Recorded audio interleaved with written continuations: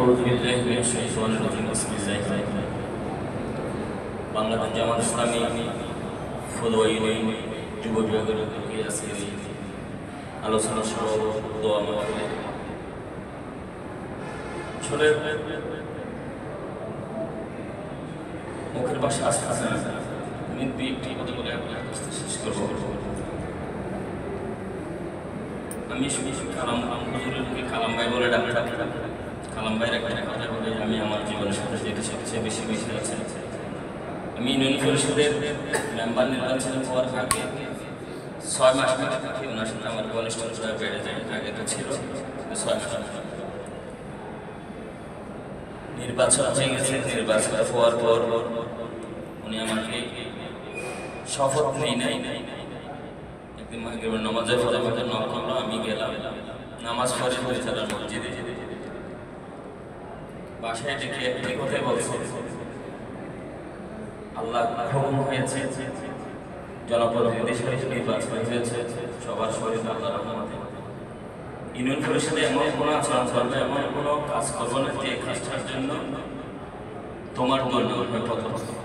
দ্বিতীয় কথা বলবো, সবার ছেলে তুমি শিবির করতে জামাত করো এ পরিচয় করেছিল, এরকম কিছু যদি করো তাহলে সংগঠনের উপর ফুলে ফুলে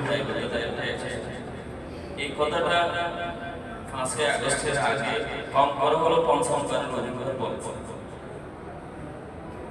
5 আগস্টের পরে কথা নাইবা বলো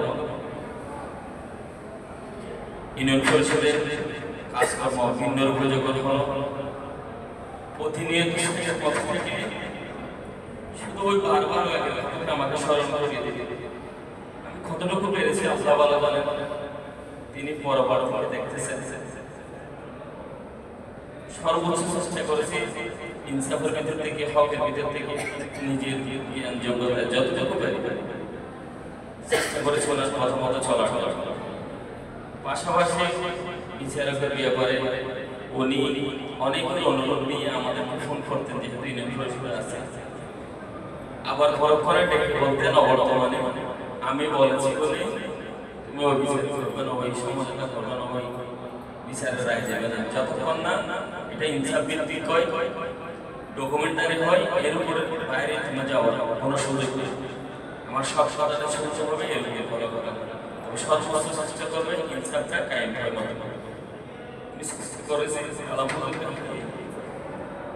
অর্থনৈতিকভাবে আমাকে ব্যক্তিগতভাবে যতটুকু সহযোগিতা করেছে হয়তো আপনাদের করেছে যায় না। রমজান আসলে বুঝতাম হাতের মুঠের মধ্যে কি দিয়ে যেতে, ঠিক তোদেরও সংসদে হয়ে যেত।